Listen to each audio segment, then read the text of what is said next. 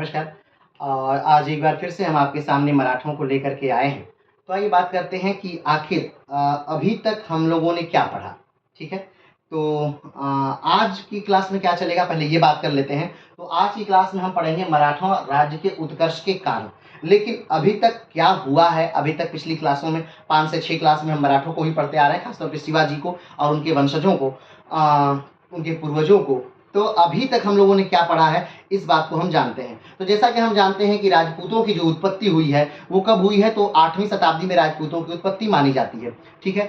एक रचना है जो पृथ्वीराज चौहान के समय में लिखी गई, चंद्रवरदायी की, पृथ्वीराज रासो, ठीक? पृथ्वीराज रासो में चंद्रवरदायी कहते हैं कि आबू पर्वत, राजस्थान में एक माउंट आबू नामक पर्वत है, उस पर्वत पर एक यज्ञ होता है राजपूतों की उत्पत्ति का। उसमें से 4 राजपूत योद्धा निकलते हैं जिसका नाम है चौहान, चालुक्य, प्रतिहार और परमान। चौहान, चालुक्य, प्रतिहार और परमान, ये 4 राजपूत योद्धा निकलते हैं और इन्हीं से राजपूतों का क्या होता है, विकास होता है। कहा जाता है कि शिवाजी जो है वो कहीं ना कहीं राजपूत ही हैं और वो उदयपुर के एरिया से अपने पूर्वजों के साथ 6वीं से 8वीं शताब्दी के मध्य आकर के इन पश्चिमी घाटों में क्या हो गए थे, बस गए थे, ठीक है? तो शिवाजी, ये बात शिवाजी की स्वयं की है कि शिवाजी कहाँ से आकर के बसे थे। कहा जाता है कि मनुस्मृति में लिखा गया है कि शिवाजी यानी कि जो मराठा हैं वो या जो राजपूत हैं, खासतौर पे राजपूत, वो कहाँ से आए, तो कुषाण जो हैं, हिंद जो हैं, यमन जो हैं, यही क्या हो गए, बाद में राजपूत बने। कहा जाता है कि ये विजेता जातियां हैं, तो जब ये निम्न वर्ग में तो रहेंगी नहीं, तो इन्हें एक उच्च वर्ग दिया गया और इन्हीं को क्या बना दिया गया, राजपूत बना दिया गया। ये मनुस्मृति में ऐसा लिखा हुआ है, ठीक है? जो मराठा शब्द है ये मराठा शब्द से निकल करके आया है जिसका अर्थ होता है मरने के बाद हटने वाला, ठीक है? और अब जानते हैं कि जो दक्षिण में अगर बात करें कि सबसे पहले किस राजवंश में मराठों को मराठों ने कार्य किया था सैनिक के तौर पे, तो बहमनी साम्राज्य के अंतर्गत मराठों ने सबसे पहले कार्य किया था। आप जानते हैं कि मोहम्मद बिन तुगलक के समय यानी 14वीं शताब्दी में, यानी बात करें 1347 1333 का वो समय है कि जब दक्षिण में 2 राजवंशों का क्या होता है, उदय होता है, एक बहमनी और दूसरा विजयनगर। एक नदी है दक्षिण में, कृष्णा नदी है, ठीक है? वो कृष्णा नदी के उत्तर में जो है वो बहमनी साम्राज्य बनता है और कृष्णा नदी के दक्षिण में जो है वो विजयनगर साम्राज्य बनता है। विजयनगर के साम्राज्य के संस्थापक हैं हरिहर और बुक्का और बहमनी साम्राज्य के संस्थापक हैं हसन गंगू, ठीक है? तो विजयनगर साम्राज्य 4 वंशों के अंतर्गत चलता है, संगम, सुलुक, तुलुक और आराबीडू। आराबीडू राजवंश तो उसे बस किसी तरह चलता ही है क्योंकि 4 जब बहमनी टूट जाता है, बरार, बीदर, अहमदनगर, गोलकुंडा और एक और, ठीक है? जब 5 भागों में टूट जाता है, अहमदनगर, गोलकुंडा, बरार, बीदर और बीजापुर, इन 5 भागों में जब बहमनी टूट जाता है तब बहमनी के 4 मिल करके यानी बीजापुर, अहमदनगर, गोलकुंडा और बरार, ये मिल करके क्या करते हैं, तो आक्रमण कर देते हैं, ठीक है? कहाँ आक्रमण करते हैं, तो विजयनगर पर, और विजयनगर की जो राजधानी है हम्पी, इसे बुरी तरह क्या कर देते हैं, तो जला देते हैं।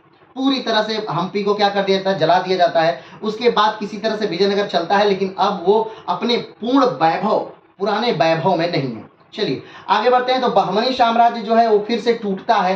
हमने बताया कि बहमनी साम्राज्य भी क्या होता है, टूट जाता है। तो बीजापुर, गोलकुंडा, अहमदनगर, बरार और बीदर, ठीक है, ये 5 भागों में टूटता है। तो बरार और बीदर को गोलकुंडा, बीजापुर और अहमदनगर मिलकर के क्या कर लेते हैं, लूट लेते हैं और आपस में क्या कर लेते हैं, बांट लेते हैं। जो शिवाजी के पिताजी हैं, ठीक है, शाहजी भोसले, ठीक है, तो शाहजी भोसले जो है वो अहमदनगर जो राज्य है उसके अंतर्गत एक सेना नायक के पद पर कार्य कर रहे हैं, ठीक। अब शाहजी को जो उस समय का राजा है, कौन राजा है, तो शाहजहां, ठीक। शाहजहां शाहजी को अपने राज्य में कार्य करने का यानी मुगलिया सल्तनत से मिलकर कार्य करने का ऑफर देता है और 5000 की मनसबदारी देता है। शाहजी सहर्ष मुगलों की मनसबदारी क्या कर लेते हैं, तो स्वीकार कर लेते हैं, ठीक। लेकिन कुछ समय बाद ऐसा होता है कि एक अलग राजनीति के चलते जो शाहजहां है वो शाहजी से 5000 की मनसबदारी वापस लेकर के और मलिक अंबर के बेटे को क्या कर देता है, तो दे देता है। इससे शाहजी क्या हो जाते हैं, नाराज हो जाते हैं और मुगलों क्या सेवा छोड़कर अब वो बीजापुर में चले जाते हैं। अब बात आती है कि बीजापुर में क्यों जाते हैं, क्योंकि अहमदनगर पर आक्रमण कर करके मुगलिया सल्तनत ने अहमदनगर को जीत लिया है। ठीक, अब वो बीजानगर के अंतर्गत कार्य करते हैं। इसी दौरान शाह जी अपनी दूसरी शादी करते हैं। उनकी पहली जो पत्नी है, ठीक है, जीजाबाई, तो जीजाबाई को अपनी पूना की जागीर दे देते हैं। कारण ये है कि जब वो दूसरी शादी करते हैं तो जीजाबाई बहुत नाराज होती हैं, तो इसलिए वो अपनी जो पूना की उन्हें जागीर मिली है वो पूना की जागीर जीजाबाई को दे देते हैं। और पूना की जागीर में ही का बाद में जा करके शिवाजी का क्या होता है, 1627 या 1630 में जन्म होता है। ठीक है, महाराष्ट्र का पूना का जिंजीवार में, और वहीं पर क्या होता है, शिवाजी का जन्म होता है। ठीक है, शिवाजी का जन्म हो गया, जीजाबाई उनकी माता हैं, और एक कोणदेव नामक व्यक्ति हैं जो बीजापुर के अंतर्गत क्या करते हैं, अपनी सेवा देते हैं। सेना नायक हैं, क्या है, मिलिट्री जनरल हैं बीजापुर की सेना में। कौन, कोणदेव। तो कोणदेव जो है वो शिवाजी के राजनैतिक क्या है, गुरु हैं, और वही शिवाजी को युद्ध कौशल सिखाते हैं। ठीक है, तो 1646 के लगभग माना जाता है कि कोणदेव की क्या हो जाती है, मृत्यु हो जाती है। और कोणदेव की मृत्यु के बाद 1647 में शिवाजी क्या करते हैं, तो आक्रमण कर देते हैं, पहला दुर्ग जीतते हैं 16 वर्ष की अवस्था में। कौन, तो शिवाजी पहला दुर्ग क्या कर लेते हैं, जीत जाते हैं। कोणदेव की मृत्यु के उपरांत की ये घटना है। चलिए आगे बढ़ते हैं। 1657 में शिवाजी की मुगलों से पहली बार लड़ाई होती है। ठीक है, 1647 में कोणदेव की मृत्यु होती है, और 1647 में शिवाजी अपना राजनीतिक जीवन शुरू करते हैं। ठीक है, 1657 में शिवाजी की मुगलों से पहली लड़ाई होती है। ये मुगलों में यानी औरंगजेब है, लेकिन उस समय उत्तराधिकार का युद्ध चल रहा है, तो औरंगजेब इस युद्ध को उस हिसाब से नहीं लेता है और वो उत्तर की तरफ चला जाता है, तो ये युद्ध उस मानक के तौर पर फिट नहीं बैठता है। आगे बात करते हैं, तो 1659 में अफजल खां की हत्या करते हैं शिवाजी। अभी अफजल खान कौन है, तो बीजापुर राज्य जिसमें शाहजी भोसले कार्य करते हैं। ठीक है, तो कहा जाता है कि बीजापुर राज्य के अंतर्गत शाहजी भोसले कार्य करते हैं, और बीजापुर राज्य को ही बार बार क्या करते हैं, शिवाजी लूटते हैं। तो इससे बीजापुर के राजा बहुत प्रभावित होते हैं, बहुत दुखी होते हैं, और वो शाहजी को बुलाते हैं और कहते हैं कि आपका जो बच्चा है वो हमारे ही राज्य को लूट रहा है, और आप हमारे ही राज्य में कर्मचारी हैं, तो अपने बच्चे को समझाइए। ठीक है, तो अपने बच्चे को समझा नहीं पाते हैं, इसके चलते जो शाहजी हैं उनको क्या कर लेता है, बंदी बना लिया जाता है कि अगर हम बंदी बना लेंगे तो जो शिवाजी हैं वो हमारे जो दुर्ग कब्जा कर लिए हैं वो हमें लौटा देंगे। लेकिन ऐसा नहीं होता है। जो शिवाजी हैं वो एक राजनीति के अंतर्गत एक चाल चलते हैं कि वो जाकर मुगलों से मिल जाते हैं। ठीक, और मुगल उन्हें 5000 की मनसबदारी दे देते हैं, और जब 5000 की मनसबदारी मुगलों द्वारा शिवाजी को मिल जाती है, तब जो बीजापुर के शासक हैं ये शिवाजी से लड़ने की हिम्मत नहीं कर पाते हैं। क्यों, क्योंकि वो कहीं ना कहीं मुगलों के ही अधीन हैं। ठीक, तब वो उनके पिताजी शाहजी को क्या करते हैं, छोड़ देते हैं। जब शाहजी को छोड़ दिया जाता है बीजापुर के शासक द्वारा, तब शिवाजी अपने किए हुए वादों से मुगलों से मुकर जाते हैं। उन्होंने वादा किया था कि जब भी आप कभी दक्षिण में अभियान करेंगे तो हम आपका क्या देंगे, साथ देंगे। उससे वो क्या, शिवाजी क्या हो जाते हैं, मुकर जाते हैं। चलिए आगे बात करते हैं। तो उसी बीजापुर से अफजल खान को क्या किया जाता है, भेजा जाता है शिवाजी को मारने के लिए। अब अफजल खान अपनी 10,000 की सेना लेकर आता है। अफजल खान भरे दरबार में ये घोषणा करता है कि मैं शिवाजी को बिना घोड़े से उतरे बंदी बना करके लेकर आऊंगा, और इस वो लोहे का जाली बनवाता है, यानी लोहे का पिंजरा बनवाता है, और इस लोहे के पिंजरे में मैं उसे कैद करके लाऊंगा और दिखाऊंगा कि चूहे किस प्रकार के होते हैं। क्योंकि औरंगजेब हमेशा शिवाजी को पहाड़ी चूहा कहता है, वो कभी उसे राजा नहीं मानता है। एक संधि हुई है, अभी आगे बात करेंगे, जिसके अंतर्गत औरंगजेब उस संधि के अंतर्गत मानता है शिवाजी को राजा, लेकिन फिर कुछ समय बाद संधि टूट जाती है, तो फिर से वो बात खत्म हो जाती है।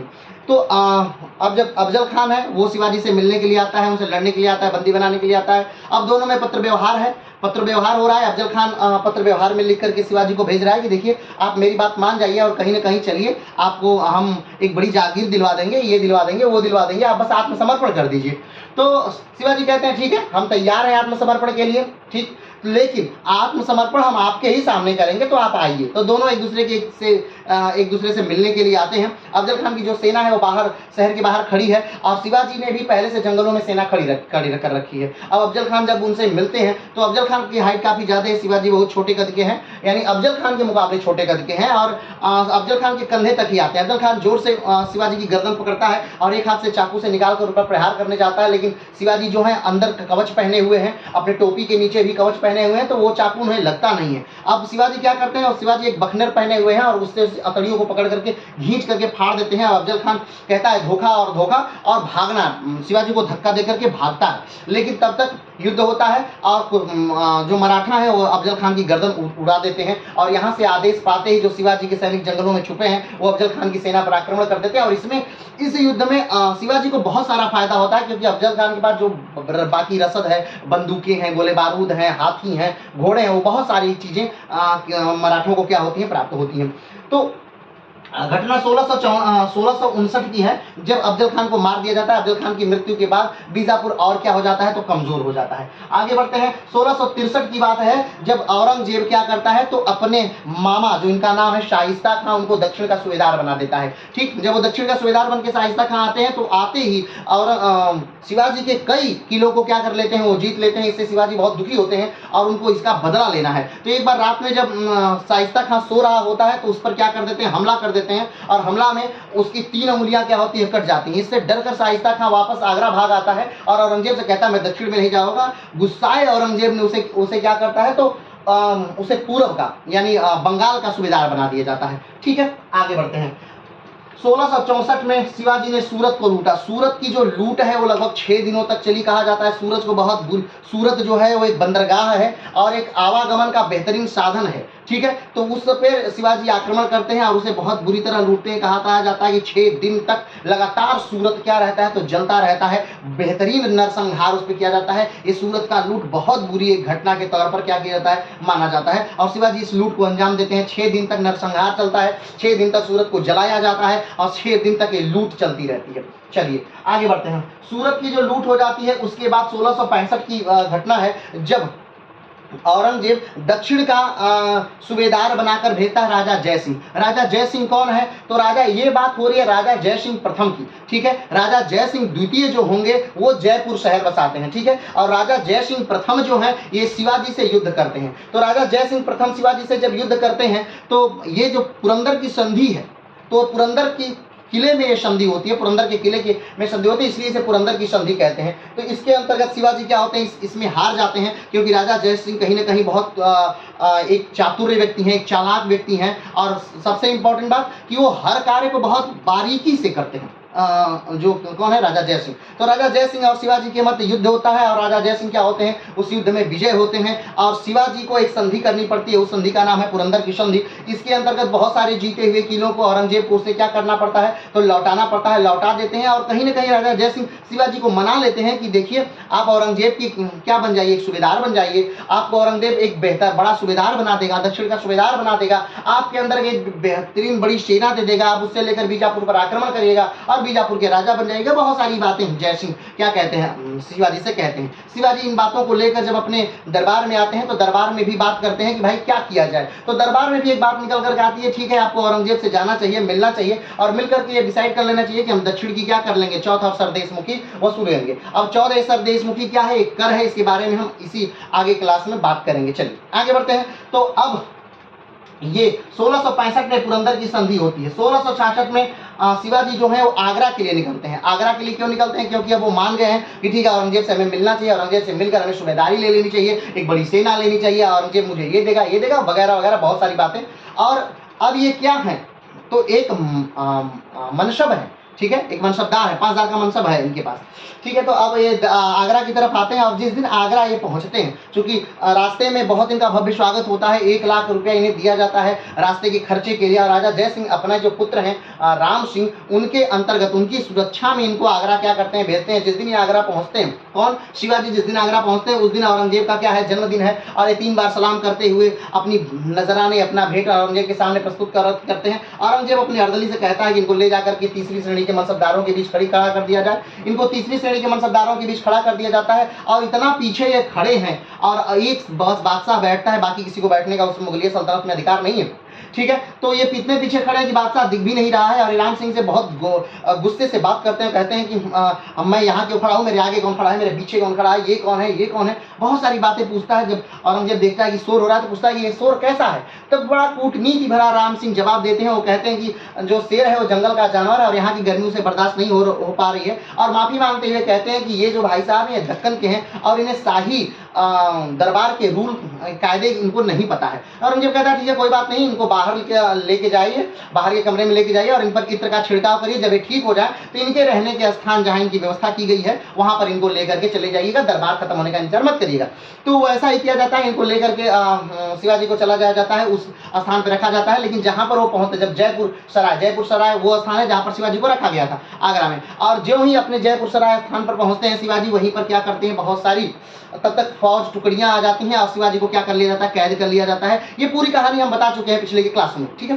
तो अब कैद कर लिया जाता है और वहां से किसी न किसी प्रकार फलों और टोकरियों में बैठ करके, फलों की टोकरियों में बैठ कर शिवाजी अपने पुत्र संभाजी और अपने भाई हीरो जी के साथ किसी तरह क्या होते हैं, बच के निकलते हैं और लगभग दिसंबर तक 5, 6, 8 महीने तक भटकते हुए वहां से मथुरा जाते हैं, मथुरा से बनारस आते हैं, बनारस से पुरी आते हैं, पुरी से फिर ऐसे घूमते हुए पूरा चक्कर भारत का लगभग लगाते हुए शिवाजी क्या करते हैं, अपने स्थान पे आते हैं, ठीक है। अब ये सारी घटना कब की हो गई, तो 66 की है, ठीक है। और अब फिर से दुश्मनी ठन गई है, क्या हो गया, फिर से दुश्मनी ठन गई है। लेकिन अब दक्षिण का सूबेदार कौन है, तो अब जय सिंह दक्षिण के सूबेदार नहीं है, अब दक्षिण का सूबेदार कौन है, तो यशवंत सिंह को अब दक्षिण का सूबेदार बनाया जाता है, ठीक है। कि यशवंत सिंह अब आप दक्षिण के सूबेदार हैं, अब आप जाइए। तो अब यशवंत सिंह दक्षिण के सूबेदार बनते हैं। दक्षिण के सूबेदार जब यशवंत सिंह बनते हैं तो फिर औरंगजेब और शिवाजी के बीच संधि करा देते हैं। औरंगजेब और शिवाजी के बीच ये जो संधि है ये 1668 में हुई थी, ठीक। औरंगजेब और शिवाजी के बीच फिर से संधि हो जाती है और इस संधि में जो औरंगजेब है वो शिवाजी को क्या मान लेता है, तो मराठा साम्राज्य का राजा मान लेता है, ठीक है। कब की बात है, 68 में। और इसमें फिर से शिवाजी को 5000 की क्या दे दी जाती है, मनसबदारी दे दी जाती है, ठीक है। और बरार जो एक एरिया है बरार, उस बरार को क्या कर दिया जाता है, इन्हीं को दे दिया जाता है। किसको दे दिया जाता है, शिवाजी को दे दिया जाता है कि यहाँ से आप अपना कर वसूलिए, ठीक। लेकिन फिर एक घटना घटती है। अब देखिए आपने देखा कि शाइस्ता खां दक्षिण का सूबेदार है, शाइस्ता खां हटता है, उसके बाद दक्षिण का सूबेदार जय सिंह को बनाया जाता है। आप कमेंट बॉक्स में बताइएगा कि जय सिंह के साथ दक्षिण का सूबेदार और किसे बनाया गया था, पिछली क्लास में भी मैं पूछा था, आपने जवाब नहीं दिया, ठीक है। तो जय सिंह को दक्षिण का सूबेदार, शाइस्ता खां के बाद जय सिंह को दक्षिण का सूबेदार बनाया जाता है और जय सिंह के ने पुरंदर की संधि कराई है। और जय सिंह के बाद फिर दक्षिण का सूबेदार जो बनाया जाता है वो यशवंत सिंह को बनाया जाता है। अब यशवंत सिंह भी दक्षिण के सूबेदार बन गया। तो यशवंत सिंह 1668 में औरंगजेब और शिवाजी के मध्य एक संधि करवा देते हैं, जिसमें औरंगजेब शिवाजी को दक्षिण मराठा साम्राज्य का राजा मान लेता है, उनको बरार की जागीर दे देता है, 5000 की मनसबदारी दे देता है और बदले में ये कहा जाता है कि जब भी दक्षिण में क्या होगा, मुगली आक्रमण करेंगे तब आप उसमें उनका क्या देंगे, साथ देंगे। तो ये सारी घटना कब की है, 1668 में। अब बात करते हैं कि 1670 में औरंगजेब की यह संधि टूट गई, ठीक। अब बात आती है कि औरंगजेब से 1670 में यह संधि क्यों, 68 में संधि होती है, यशवंत सिंह औरंगजेब और शिवाजी से संधि करवाते हैं, लेकिन 70 में संधि टूट क्यों जाती है, तो 70 में संधि इसलिए टूट जाती है क्योंकि जो मुअज्जम है, ठीक। अब मुअज्जम कौन है, तो औरंगजेब का एक बेटा है मुअज्जम, जो औरंगजेब की मृत्यु के बाद राजा बनेगा बहादुर शाह के नाम से, ठीक है। तो मुअज्जम जो है वो बहुत दिन से दक्कन में आके रह रहा है। अब मुअज्जम दक्कन में आके रह रहा है तो औरंगजेब को ये लग रहा है कि कहीं ना कहीं शिवाजी मेरे बेटे के साथ मिल करके ये प्लान कर रहे हैं कि हमें राजगद्दी से हटा दिया जाए, ठीक। तो अब ये बात औरंगजेब को कहीं ना कहीं बुरी लगती है कि मेरे बेटे के साथ ये क्या साठगांठ कर रहे हैं शिवाजी। तो 1670 की बात है, कब, 1670 की बात है। औरंगजेब ये संधि तोड़ देता है और जो जागीर शिवाजी को दिया रहता है बरार की, वो वापस ले लेता है, ठीक है। 1668 में संधि हुई थी शिवाजी और औरंगजेब के मध्य और उसमें सारी बातों को मान लिया गया था। लेकिन 1670 में औरंगजेब एक निश्चित डर के कारण कि उसका पुत्र दक्कन में है और शिवाजी के साथ मिलकर कोई चाल चल रहा है, इससे व्यथित होकर के वो शिवाजी से किए गए संधि को तोड़ देता है और बरार शिवाजी से वापस ले लेता है। अब इसके बदले में अब क्रिया हुई है तो प्रक्रिया होगी ही होगी।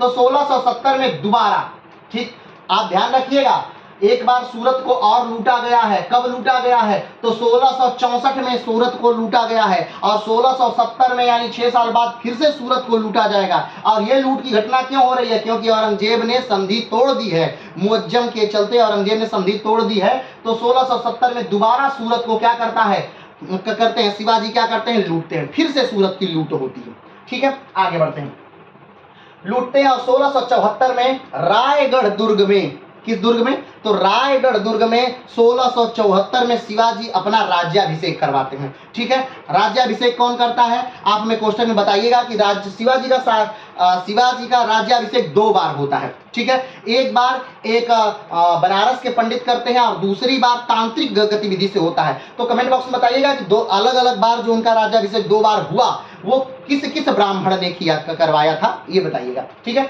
तो पहला जब राज्याभिषेक होता है कब? 74 में। जब पहला राज्याभिषेक होता है शिवाजी का 74 में रायगढ़ दुर्ग में, तो उसके कुछ दिन बाद उनकी माता मर जाती है, उनकी पत्नी मर जाती है। ठीक, तो शिवाजी को लगता है कि ये राज्याभिषेक कहीं अशुभ है, तो ये अशुभ को जान करके शिवाजी अपना राज्याभिषेक क्या कराते हैं? फिर से कराते हैं।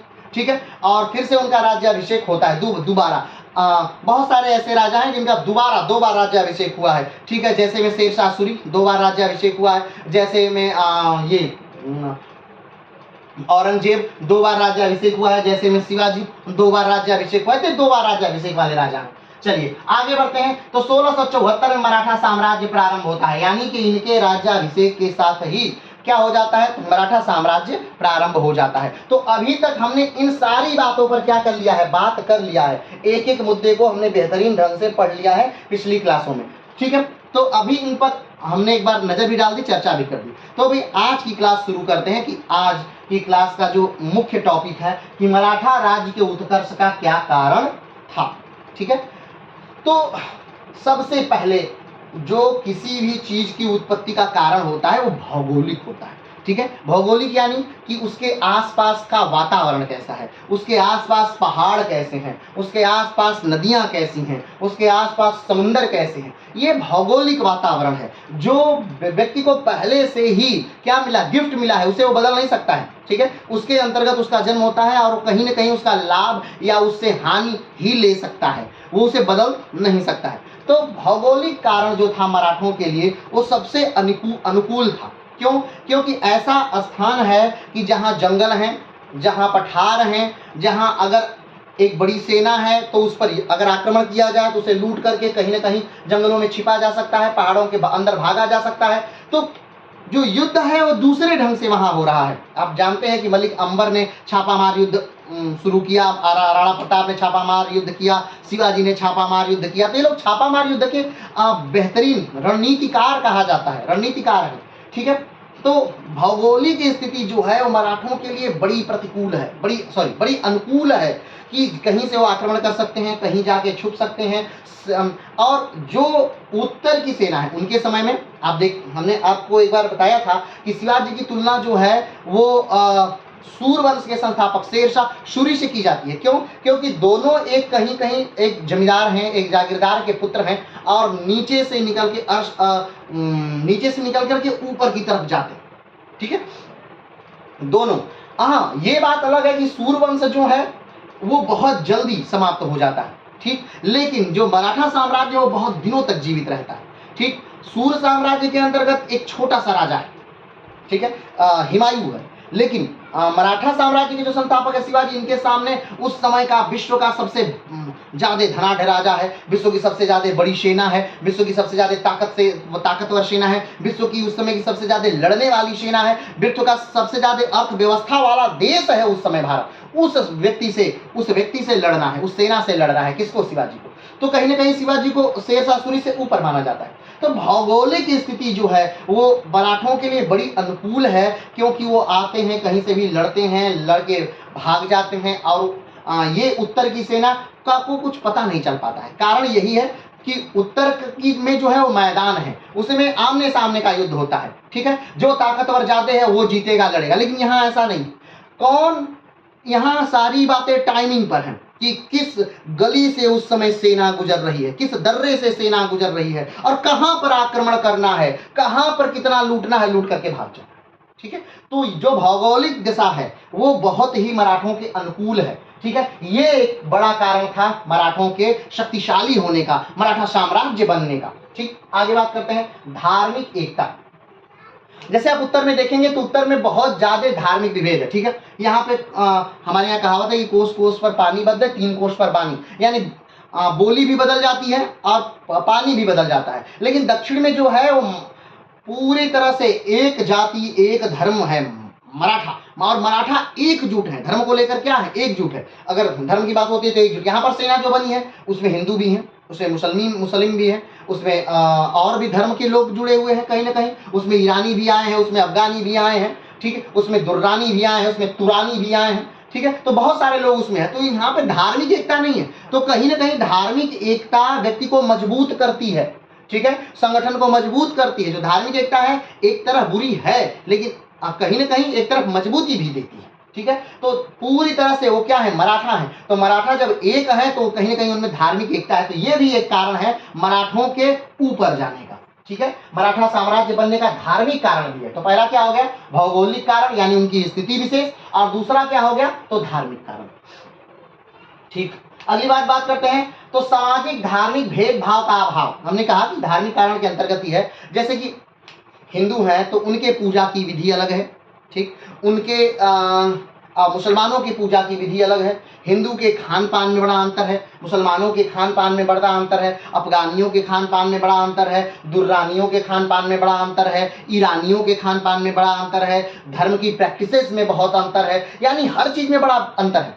अब किसी के एक समय उठने का टाइम है, तो किसी की एक समय पूजा का समय, किसी की एक समय बैठने का टाइम है, तो किसी की दूसरी, माने कि विभेद है, अलग अलग जब विभेद है तो एक समय एकता वाली बात नहीं रह पाती है। लेकिन यहाँ पर सामाजिक यानी ढांचा पूरी तरह से एक है, उनको अगर पूजा का टाइम है तो पूरे समूह के एक पूजा का टाइम है, ठीक है, अगर खाने का है तो सबके पूरे समूह का एक जैसा भोजन है, ठीक है, भेदभाव नहीं है, क्योंकि सब मराठा है, तो कहीं ऊंच नहीं है कहीं नीच नहीं। जैसे कि हिंदू धर्म जो है यानी कि ब्राह्मण धर्म जो है, इसमें जब आप देखेंगे तो बहुत सारी क्या है, जातियां हैं। धीरे धीरे समय के साथ हिंदू धर्म में बहुत सारी कुरीतियां हैं, जैसे कि जाति का भेद, ठीक है, कहीं क्षत्रिय है, राजपूत है, तो कहीं निम्न जाति है, कहीं उच्च जाति है, कहीं पिछड़ी जाति है, कहीं अत्यंत पिछड़ी जातियां हैं। तो यहाँ तक कि एक समय तो ऐसा था हिंदू धर्म में कि लोग आगे एक मटका, जो क्षुद्र हैं वो नीचे आगे एक मटका बांधते थे, पीछे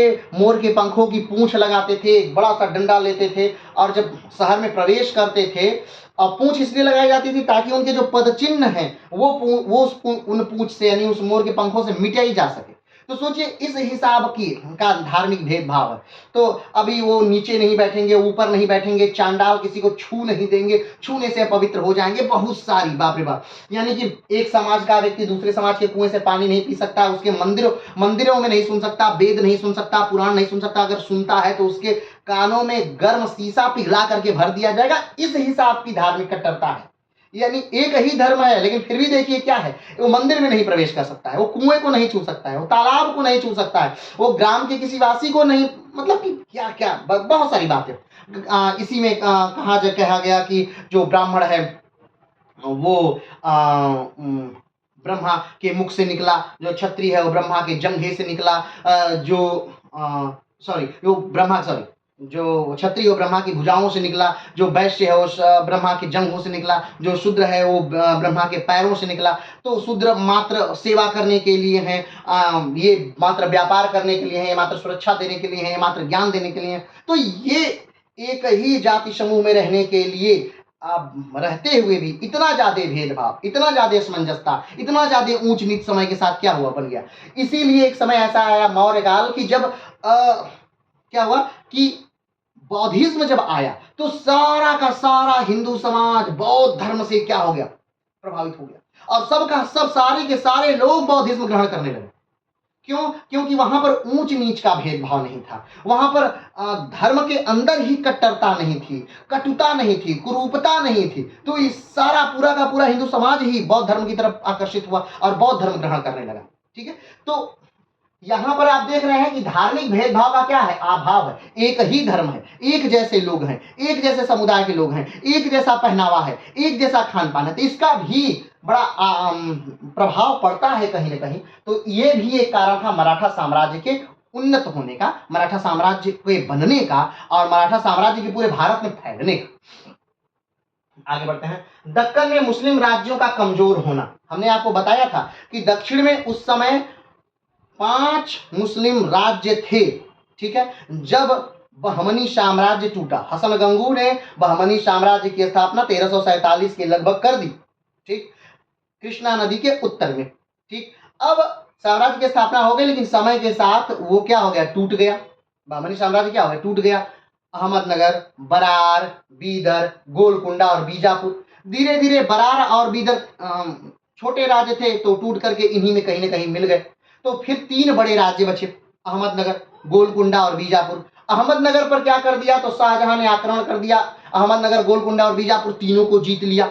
लेकिन अहमदनगर को बस उसने नष्ट किया, बीजापुर और गोलकुंडा को उसने क्या कर दिया, छोड़ दिया।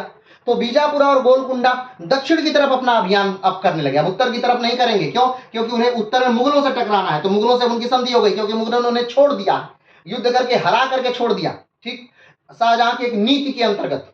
ठीक, तो अब वो जो ये दोनों राज्य हैं, अहमदनगर और बीजापुर और गोलकुंडा, ये क्या कर रहे हैं, ये दक्षिण की तरफ गति कर रहे हैं। लेकिन धीरे धीरे धीरे धीरे धीरे धीरे ये क्षीण हो रहे हैं, दक्षिण की तरफ आक्रमण कर रहे हैं। तो कहीं ना कहीं युद्ध से व्यक्ति कमजोर होता है, ये बात हमेशा ध्यान रखिएगा। व्यक्ति से राजनैतिक स्थिति, साम्राज्य बढ़ता है, लेकिन युद्ध से वो कहीं ना कहीं कमजोर भी होता है। तो ये युद्ध से धीरे धीरे ये तीनों राज्य क्या हो रहा है, कमजोर हो रहा है। बीजापुर कमजोर हो रहा है, अब चूंकि बस अब तो दो ही राज्य बचे, बीजापुर और गोलकुंडा, तो ये दोनों क्या हो रहा है, कमजोर हो रहे हैं। ये दोनों धीरे धीरे कमजोर हो रहे हैं। और जब शिवाजी का साम्राज्य तो दोनों कमजोर हो चुके हैं, ठीक है। तो ये भी एक कारण था। अगर वो ताकतवर रहे होते तो जिस प्रकार से शिवाजी के पिताजी एक कर्मचारी के तौर पे, एक सेनानायक के तौर पे कार्य कर रहे थे, वैसे शिवाजी भी करते। लेकिन यहाँ वो कमजोर हो गए हैं, दक्षिण के जो राज्य दोनों हैं वो कमजोर हो गए हैं। तो अब इनको अवसर मिला है, मराठों को क्या मिला है, अवसर मिला है। तो ये भी एक कारण है मराठा साम्राज्य के ऊपर जाने का। भाषागत एकता, हमने आपको बताया कि जैसे धार्मिक एकता है, खान पान की एकता है, रहने की सहने की एकता है, यानी एक जैसा है। उसी तरह एक प्रकार की भाषा बोलते हैं। अब जैसे मान लीजिए एक सेना है और सेना में कोई तमिलियन बोल रहा है, कोई अरेबिक बोल रहा है, कोई गुजराती, कोई बंगाली, तो एक प्रकार की असमंजसता बन जाती है, ये सामंजस्यता स्थापित नहीं होती है। तो यहाँ पर जब भाषा एक है, उनकी भाषा क्या है, एक है, मराठी है, तो एक भाषा में वो बात करते हैं तो अपनापन आता है, अपनापन फील होता है। तो ये भी एक कारण है उनके मराठा साम्राज्य के बनने का। ठीक, आगे बढ़ते हैं। सामाजिक धार्मिक सुधार, और इसी समय दक्षिण में जो है, इसी समय जो है वो बहुत सारे संत आते हैं, बहुत सारे में महात्मा आते हैं जो लोगों को जागृत करते हैं। कहीं न कहीं विदेशी आक्रांताओं से, मुसलमान शासकों से उबरने के लिए, अपना राज्य स्थापित करने के लिए, अपने कही गई बातों में, अपने कहे गए भजनों में, कविताओं में वो कहीं न कहीं लोगों को संदेश देते हैं। पुनर्जागरण का काल चलता है और दक्षिण में एक क्या कहा जाए, तो आंदोलन वाला समय होता है। तो ये भी एक कारण है, सामाजिक धार्मिक जो आंदोलन है। इसमें तुकाराम जैसे संत दक्षिण में हैं, तो वो क्या कर रहे हैं, लोगों को कहीं न कहीं जागरूक कर रहे हैं, वो बता रहे हैं चीजों को। ठीक है, आगे बढ़ते हैं। और योग्य नेतृत्व का होना, ये सारी बातें तो एक तरफ हैं, ठीक है, ये भी कारण है। लेकिन सबसे जो इंपॉर्टेंट और सबसे जो जरूरी बात है वो ये कि उस समय मराठा साम्राज्य को शिवाजी जैसा एक योग्य व्यक्ति मिल जाता है। ठीक है, जो रणनीति कुशल है, जो चातुर्य है, जो बेहतरीन यानी कि कठिन परिस्थितियों में भी अपने आप को, अपनी सेना को सही दिशा दिखा सकता है, जो अपनी ताकत को दिखाने के चक्कर में आमने सामने का युद्ध नहीं लड़ता है, छापामार युद्ध लड़ता है। ठीक है, यानी उन्हें पता है कब कहां किससे किस रूप में बात करना है, कब कहां किससे किस रूप में लड़ना है। तो ये शिवाजी को बहुत बढ़िया से पता है। तो एक योग्य नेतृत्वकर्ता होना जरूरी है। आप उस कहावत को सुने होंगे कि 1000 शेर हो और उसका जो लीडर हो बकरी हो तो सेना हार जाएगी, लेकिन 1000 बकरियां हो और उसका लीडर शेर हो तो सेना जीत जाएगी, ऐसा कहा जाता है। अभी क्या होगा क्या नहीं, लेकिन उसी प्रकार ये है कि यहाँ पर जो लीडर है वो बहुत ताकतवर है। ठीक है, वो बहुत चातुर है, रणनीति कुशल है, ठीक है, राजनीति कुशल है। तो ये एक प्रकार से मराठा साम्राज्य बनने का एक महत्वपूर्ण कारण है कि योग्य नेतृत्व का होना। आगे बढ़ते हैं। औरंगजेब की प्रतिक्रियावादी नीति, अब उस समय आप देखेंगे तो औरंगजेब जो है वो, देखिए औरंगजेब का जो शासन स्थापित हुआ, दारा सिकोह को मार करके, अपने पिता शाहजहां को बंदी बना करके औरंगजेब ने 1657 में जो शासन स्थापित किया वो कहीं ना कहीं इस बात पर ही आधारित किया कि जो मेरा भाई है दारा सिकोह, वो 52, हमने बताया था 52 उपनिषदों का वो क्या करा चुका है, अनुवाद करा चुका है फारसी में। वो सोचिए कितना विद्वान आदमी है। ठीक है, तो वो कहीं ना कहीं ये बात करके ही कि ये जो मेरा भाई है ये बढ़िया बढ़िया से इस धर्म को नहीं चला पा रहा है, वो हिंदू धर्म को और इस्लाम धर्म को एक बता दे रहा है, दोनों को बता दे रहा है कि समान महत्व के हैं, ये गलत है। तो कहीं ना कहीं उनकी जो नींव रखी गई है, यानी औरंगजेब ने जो अपने साम्राज्य की नींव रखी है वही धर्म पर रखी है, और यही सबसे बड़ी क्या है, गलती है। तो कहीं ना कहीं उनसे रोहिल्ला नाराज है, सिखों के गुरुओं की हत्या करी है तो उनसे सिख नाराज है। ठीक, जो राजपूत हैं उनके आंतरिक मामलों में औरंगजेब ने दखल दिया है तो राजपूत नाराज हैं। ठीक, मराठों से बार बार युद्ध हो रहा है तो कहीं ना कहीं उनसे मराठे नाराज हैं। तो पूरा हिंदुस्तान ही कहीं ना कहीं औरंगजेब से क्या हो रहा है, नाराज चल रहा है। अब इसका खामियाजा औरंगजेब को तो नहीं, क्योंकि औरंगजेब के पास अब बहुत बड़ी फौज है, बहुत बड़ी ताकत है, बहुत सारी चीजें हैं, तो औरंगजेब को तो इसका खामियाजा भले नहीं भुगतना पड़ा, लेकिन औरंगजेब की मृत्यु के बाद पूरे मुगलिया सल्तनत को औरंगजेब के इस घटनाओं का खामियाजा भुगतना पड़ा। औरंगजेब के मंदिर गिराने की घटना, औरंगजेब की आंतरिक मामलों में हस्तक्षेप करने की घटना, औरंगजेब की हर बात को अपने ऊपर ले लेने की घटना। कहा जाता है कि औरंगजेब एक कुशल अच्छा व्यक्ति माना जाता है, लेकिन एक अच्छा नायक के तौर पे नहीं है। कहा जाता है कि औरंगजेब खुद की टोपियां सी करके उसी से जीविका पार्जन करता है। औरंगजेब को जिंदा पीर कहा जाता था। औरंगजेब जब राजा बनता है तो संगीत बैन करा देता है, झरोखा दर्शन बैन करा देता है, तुलादान बैन करा देता है, जो नवरोज का त्यौहार है उसे बैन करा देता है। और भी कमेंट बॉक्स में बताइएगा कि औरंगजेब ने क्या क्या बैन करवाया था, क्या क्या प्रतिबंधित करवा दिया था। संगीत बैन करवा देता है, तो ये सारी चीजें औरंगजेब क्या करता है, प्रतिबंधित करवा देता है। तो औरंगजेब की ये बहुत सारी नीतियां जो हैं वो कहीं ना कहीं मराठा साम्राज्य के उदय होने के का कारण बनती हैं। अगर औरंगजेब शिवाजी से संधि कर लेता, या फिर औरंगजेब के दरबार में जब शिवाजी आते हैं उस समय औरंगजेब उन्हें सही सम्मान दे देता, तो ये कहीं ना कहीं मराठा साम्राज्य बनता ही नहीं। ठीक, या जो 68 में 1668 में जो औरंगजेब की संधि शिवाजी के साथ जशवंत सिंह ने कराई थी, उस संधि पर औरंगजेब काबिज रहता, अपनी अपनी बात पर अटल रहता, तब भी ये मराठा साम्राज्य कहीं ना कहीं बनता ही नहीं। ठीक है, तो औरंगजेब की जो प्रतिक्रिया वाली नीति है ये भी मराठा साम्राज्य बनने का कहीं ना कहीं क्या है, कारण है। तो आज आपने देखा कि मराठा साम्राज्य के बनने का, उत्कर्ष का क्या कारण था, तो ये निम्नलिखित कारण थे। आइए आगे की बातों पर भी बात करते हैं। अगली बात क्या है, तो मुगलों का दक्षिण में 1590 से 1687 तक युद्ध चलता है। 1590 याद करिए, 1590 में किसका शासनकाल है, 1590 में किसका शासनकाल है, 1590 याद करिए। 1605 में राजा बनता है कौन, कौन राजा बनता है, तो 1605 में राजा 1605 में राजा बनता है और एक राजा मर जाता है, यानी अकबर की मृत्यु होती है 1605 में और जहांगीर राजा बनता है 1605 में। यानी कि 1590 में 1556 में राजा बनता है कौन, अकबर।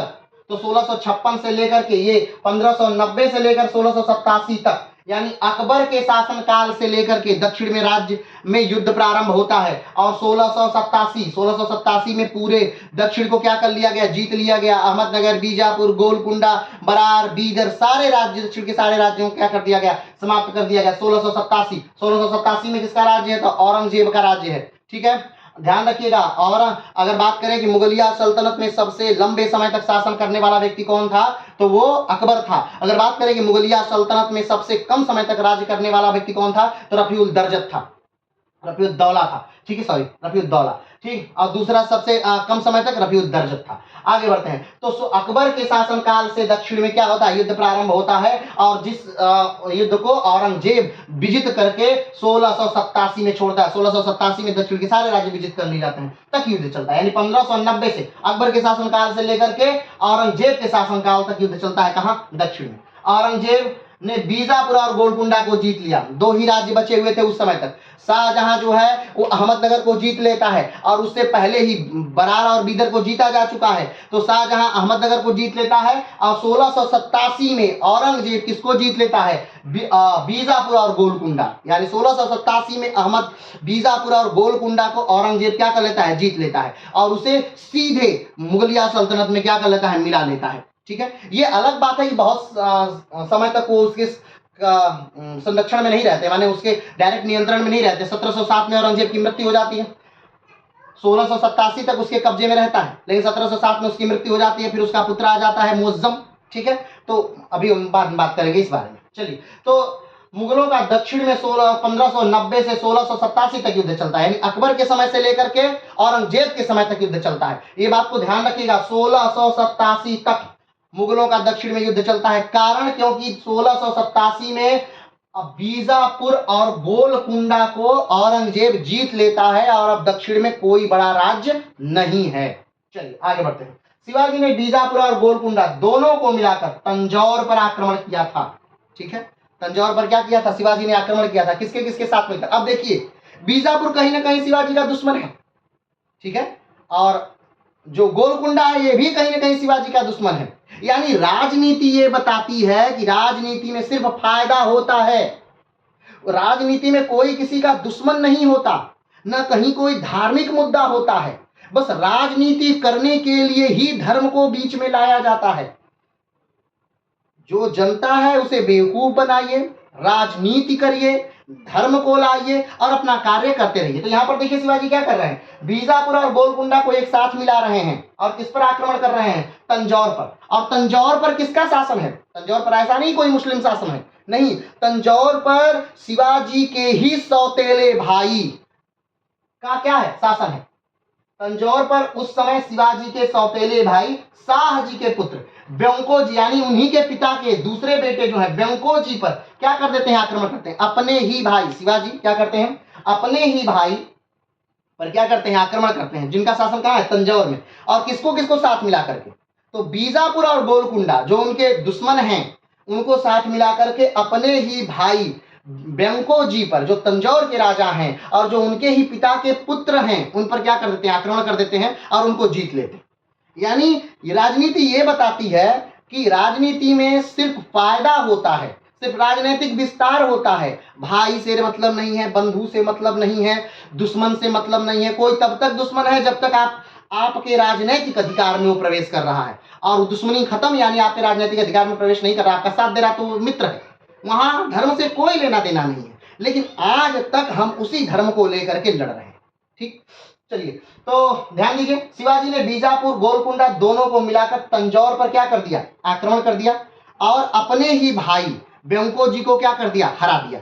यानी अपने ही पिता के पुत्र को हरा दिया और किसको साथ लेकर? बीजापुर और गोलकुंडा को साथ लेकर के हरा दिया। और इसमें क्या कहा जाता है? बीजापुर और गोलकुंडा से शिवाजी कहते हैं कि हम तुमको जो भी धन मिलेगा, जो भी साम्राज्य मिलेगा, उसमें बराबर बराबर हिस्सेदारी होगी आप लोगों की। लेकिन जब जीत जाते हैं तो उसके बाद, जीत के बाद कोई भी हिस्सेदारी बीजापुर और गोलकुंडा को नहीं देते हैं। अपने भाई को जब हरा देते हैं तो कोई भी हिस्सेदारी बीजापुर और गोलकुंडा को नहीं दी जाती है। आगे बढ़ते हैं। 1680 में शिवाजी की मृत्यु हो जाती है। 1680 में क्या हो जा रही है? शिवाजी की मृत्यु हो जा रही है। ध्यान दीजिएगा, इनका राज्याभिषेक कब हो रहा है? तो 74 में हो रहा है। राज्याभिषेक कब हो रहा है? 1674 में हो रहा है। ठीक, रायगढ़ दुर्ग में। ठीक, कहाँ हो रहा है? रायगढ़ दुर्ग में 1674 में शिवाजी का राज्याभिषेक होता है। 1674 से मराठा साम्राज्य प्रारंभ होता है और 1680 में शिवाजी की क्या हो जाती है? मृत्यु हो जाती है। ध्यान रखिएगा, औरंगजेब की मृत्यु 1760 में होती है। ठीक है, शिवाजी की मृत्यु हो जाती है और शिवाजी का उत्तराधिकारी संभाजी एक अयोग्य शासक था। हमने आपको बताया था कि शिवाजी जब मरे थे उससे पहले शिवाजी ने अपने पुत्र संभाजी को बंदी बनाया हुआ था, जेल में डाला हुआ था, क्योंकि वो एक अयोग्य व्यक्ति है। ठीक है, और जब शिवाजी की मृत्यु होती है तब संभाजी शिवाजी को मुखाग्नि भी नहीं देते हैं। शिवाजी के दूसरे बेटे जो हैं राजा राम, वो मुखाग्नि देते हैं। लेकिन शिवाजी के मरते ही संभाजी राजनीतिक तौर पे स्ट्रांग हो जाता है, मजबूत हो जाता है। ठीक, लोगों से मेलजोल बढ़ाता है और कहीं ना कहीं राजा राम को गद्दी नहीं लेने देता है। तो ध्यान दीजिएगा, 1680 में शिवाजी की मृत्यु हो जाती है और उत्तराधिकारी संभाजी का अयोग्य शासक। संभाजी सबसे बड़ा पुत्र है लेकिन वो अयोग्य व्यक्ति है। आगे बढ़ते हैं। शिवाजी का पारिवारिक टाइटल भोसले था। हमने आपको बताया था कि जब 1674 में शिवाजी अपना राज्याभिषेक करवाते हैं, इस समय छत्रपति और सभापति दो उपाधियां वो लेते हैं। कौन सी उपाधि लेते हैं? छत्रपति और शिवाजी, छत्रपति और सभापति। आप बार बार कहते होंगे छत्रपति शिवाजी महाराज। तो छत्रपति की जो उपाधि थी वो कब लिए थे? वो उनकी उपाधि है और उपाधि लेते हैं 1674 में। शिवाजी उपाधि कब लेते हैं? 1674 में वो उपाधि लेते हैं। आगे बढ़ते हैं। शिवाजी का पारिवारिक टाइटल क्या है? तो भोसले है। शिवाजी का पारिवारिक टाइटल क्या है? भोसले। शिवाजी का पारिवारिक टाइटल क्या है? भोसले है। आगे बढ़ते हैं। दादाजी कोणदेव शिवाजी के राजनीतिक गुरु, हमने आपको बताया था कि दादाजी कोणदेव का की मृत्यु होती है 1646 में, और दादाजी कोणदेव जो है वो शिवाजी के राजनीतिक गुरु हैं, प्लस दादाजी कोणदेव बीजापुर के में एक मिलिट्री जनरल हैं, और दादाजी कोणदेव ही शिवाजी को अस्त्र और शस्त्र चलाना, तलवार चलाना सिखाते हैं, और दादाजी कोणदेव की मृत्यु 1646 में होती है। और दादाजी कोणदेव की मृत्यु के बाद शिवाजी जो हैं वो अपना राजनीतिक कैरियर शुरू कर देते हैं। 16 साल की उम्र में पहला अपना किला क्या कर लेते हैं, जीत लेते हैं। यानी 1647 में ही शिवाजी आक्रमण करना शुरू कर देते हैं, किलों को जीतना शुरू कर देते हैं दादाजी कोणदेव की मृत्यु के बाद। आगे बढ़ते हैं। 1664-65 में शाहजी की मृत्यु हो जाती है। जो शिवाजी के पिताजी हैं शाहजी, उनकी मृत्यु कब हो जाती है, 1664 या 65 में। ये 1664 या 65 का समय कब है, जब वो सूरत को लूटते हैं पहली बार, उसी समय, ठीक है, 64 या 65 में, कहीं कहीं 64 लिखा है, कहीं कहीं 65 लिखा है। तो 64 का समय में क्या हो रहा है कि सूरत को लूट रहे हैं, और 65 में क्या हो रहा है, पुरंदर की संधि हो रही थी। इसी समय शिवाजी के जो पिताजी हैं शाहजी, उनकी क्या हो जाती है, मृत्यु हो जाती है। आगे बढ़ते हैं। जय सिंह प्रथम शिवाजी से लड़े थे, ठीक है, जय सिंह प्रथम हमने बताया शिवाजी से क्या हुए थे, लड़े थे। जो पुरंदर की संधि हुई जय सिंह और शिवाजी के बीच हुई है। और जय सिंह द्वितीय जो हैं, इन्होंने जयपुर शहर बसाया है, राजस्थान का जयपुर जो शहर, राजस्थान की राजधानी कहाँ है, जयपुर। तो जयपुर जो शहर है वो राजा जय सिंह द्वितीय ने बसाया है, और बहुत बेहतरीन शहर बसाया है। कभी आप जाइए और देखिए, बहुत बेहतरीन शहर बसाया है। तो ध्यान रखिएगा, जो पुरंदर की संधि वाले जय सिंह हैं, औरंगजेब के जो मित्र हैं, उन्होंने जयपुर नहीं बसाया है, बल्कि जय सिंह द्वितीय ने यह जयपुर शहर बसाया है। चलिए आगे बढ़ते हैं। पुरंदर की संधि मात्र 1 से 1.5 साल तक चली। कब तक चलती है, 1 से 1.5 साल तक चलती है। यानी पुरंदर की संधि हुई 65 में, उसके बाद यात्रा होती है कहाँ, आगरा की 66 में, और दिसंबर तक वापस आकर आते हैं। तब तक ही पुरंदर की संधि कायम रहती है, क्योंकि तब तक शिवाजी कैद रहते हैं। और उसके बाद जब शिवाजी आते हैं, फिर शिवाजी पुरंदर की संधि क्या कर देते हैं, तोड़ देते हैं। आगे बढ़िए। राजा जय सिंह के बाद राजा यशवंत सिंह को दक्षिण का सूबेदार बनाया जाता है। ये भी हमने बात कर ली कि राजा जय सिंह के बाद, जय सिंह जब दक्षिण के सूबेदार हैं, तो वो शिवाजी के साथ पुरंदर की संधि करवाते हैं औरंगजेब की। और जब यशवंत सिंह है 1668 में, तो यशवंत सिंह भी औरंगजेब के साथ शिवाजी की संधि करवाते हैं। और इस संधि में औरंगजेब शिवाजी को राजा मान लेता है मराठों का। इस संधि में ही उन्हें सूबेदारी दे दी जाती है, कहाँ की, तो बरार की, कहाँ की, बरार की सूबेदारी दे दी जाती है। ठीक है, आगे बढ़ते हैं। 1668 में यशवंत सिंह और औरंगजेब के शिवाजी का क्या करा थी, संधि करवाई थी। ठीक, इस बार शिवाजी मनसबदारी लेने से मना कर देते हैं। जब 68 में संधि होती है, यशवंत सिंह जब 1668 में संधि करवाते हैं शिवाजी और औरंगजेब की, तो औरंगजेब फिर से उन्हें क्या करता है, 5000 की मनसबदारी देता है कि लीजिए 5 साल की मनसबदारी। तो इस बार शिवाजी मनसबदारी लेने से क्या कर दिए, मना कर दिएगा कि नहीं, इस बार अब हम मनसबदारी नहीं लेंगे, हम बहुत मनसबदारी ले लिए, बहुत बार लौटा चुके, मनसबदारी नहीं लेंगे। तो उनके जो पुत्र हैं संभाजी, उनको ये मनसबदारी दे दी जाती है। 1668 में संभाजी को मनसबदारी दी जाती है। लेकिन यह संधि हमने बताया 1668 वाली संधि मात्र 1670 तक चलेगी। और 1670 तक क्यों चलेगी, क्योंकि शिवा जो औरंगजेब का पुत्र है वो, यानी बहादुर शाह प्रथम, जो वो आकर के कहीं ना कहीं दक्कन में रहता है, और औरंगजेब को ये लगता है कि ये मैं शिवाजी के साथ मिलकर मेरा राज्य हड़पेगा, मुझ पर आक्रमण करेगा। तो औरंगजेब वो संधि तोड़ देता है, और जो बरार उनको दिया गया था शिवाजी से वापस लेता है। इससे नाराज होकर के शिवाजी ने तुरंत क्या कर दिया, फिर से सूरत पर दूसरी बार 1670 में सूरत पर दूसरी बार आक्रमण कर दिया। चलिए आगे बढ़ते हैं। उनके बेटे संभाजी को 5000 की मनसबदारी देनी पड़ती है। औरंगजेब संभाजी को 5000 की मनसबदारी देता है। 1668 की बात है जब संधि होती है, क्योंकि शिवाजी लेने से मना कर देते हैं। लेकिन यह संधि भी ज्यादा दिन तक नहीं चलती है, और औरंगजेब का पुत्र मुअज्जम दक्कन में रहता है, जिससे औरंगजेब को लगता है कि शिवाजी के पुत्र के साथ मिलकर गद्दी से हटाने के लिए कुछ उपाय कर रहा है। और औरंगजेब इस बात से नाराज होकर बरार की जागीर वापस ले लेता है। ठीक है, 1670 से शिवाजी फिर मुगलों पर आक्रमण करना प्रारंभ कर देते हैं, और सबसे पहले सूरत लूटते हैं। ठीक है, तो ये जो था, ये आज की क्लास थी। इसमें मूल जो टॉपिक आज का था ये था मराठा राज्य के उत्कर्ष का कारण। क्या कारण था मराठों के उदय होने का, और किस प्रकार से पुरानी क्लास को हमने इससे लिंक किया। और फिर कल जो हम लोग वो पढ़ेंगे वो क्या है, शिवाजी के मृत्यु के समय मराठा साम्राज्य, यानी जब शिवाजी मरे थे उस समय मराठा साम्राज्य कितना बड़ा था, कितना छोटा था, यानी 1680 में मराठा साम्राज्य कितना बड़ा था। और अगले क्लासों में शिवाजी की प्रशासनिक व्यवस्था, शिवाजी के कर, अभी बहुत सारी चीज शिवाजी के बाकी हैं। ठीक है, तो धीरे धीरे हम लोग चल रहे हैं। पूरी बातों को समेटते हुए जब एक क्लास खत्म होगी, जब मराठा समाप्त होंगे, तो आप देखेंगे कि किस प्रकार से सारी बातें आपको क्या हो गई हैं, याद हो गई हैं। देखिए, इतिहास एक ऐसा विषय है जिसमें पूरा कंक्लूजन यानी हर कहानी आपको बारीकी से समझ में आनी चाहिए, स्टेप बाय स्टेप हर चीज आपको समझ में आनी चाहिए। क्यों? हो सकता है आप सन भूल जाए तो बाद में आप सन इंक्लूड कर सकते हैं, लेकिन अगर आपको सीक्वेंस ही नहीं पता है, कहानी ही नहीं पता है, तो आप उसमें कहां से कोई सन सन भरेंगे। ठीक है, तो आपको कहानी पूरी पता होनी चाहिए। तो इस कहानी को, पूरी कहानी को लेकर के हम चल रहे हैं। तो आज के लिए इतना ही, फिर मिलेंगे कल की क्लास में। जय हिंद।